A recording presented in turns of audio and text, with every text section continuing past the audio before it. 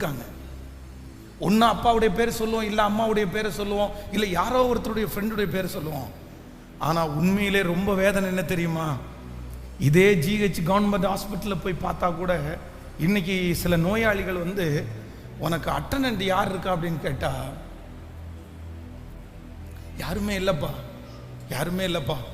இந்த 38 வருடமாய் வியாதியாய் பெதஸ்தா குளத்தில் படுத்து கிடக்கிறவனுக்கு உன் கூட யாருப்பா இருக்கா, உன் கூட யாருப்பா வந்திருக்கா, உன்னை யார் பார்த்துக்கிறா, உனக்கு யார் சாப்பாடு வாங்கி கொடுத்தான்னு கேட்டா அந்த மனுஷன் என்ன சொல்றாரு அப்படின்னு சொன்னா, என்னை குளம் கலக்கும் போது என்னை கொண்டு போய் விடுவதற்கு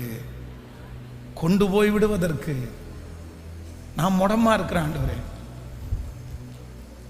நான் முடமா இருக்கிறேன் ஆண்டவரே, என்னை இந்த இடத்துல கொண்டு போய் விடுங்கன்னு சொல்றதுக்கு கூட யாருக்கும் எனக்கு தகுதியே இல்லை, எனக்கு தகுதியே இல்லை.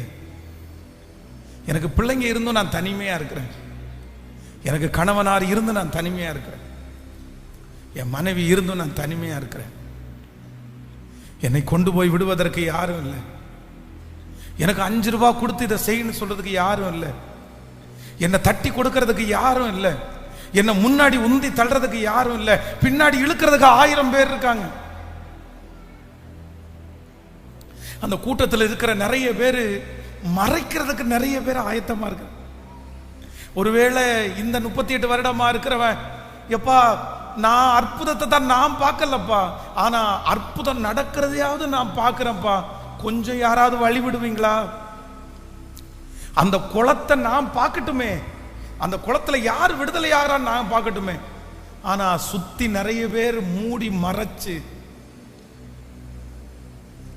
மறைச்சு அந்த 5 மண்டபங்கள் உள்ள அந்த பெதஸ்தா குளத்துல தூதன் வந்து கலக்கும் போது தனிமையாக்கப்பட்டவன் ஒரே ஒருவன், 38 வருடமா வியாதி உள்ளவன்.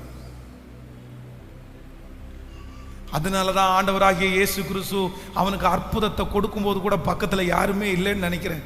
அப்படி பக்கத்துல இருந்திருந்தாங்கன்னா ஆயிரக்கணக்கான பேர் ஏசப்பாவை அப்ப டிஸ்டர்ப் பண்ணியிருப்பாங்க. ஆனா யாரும் அறியாத அவனை கர்த்தர் அறிந்தார்.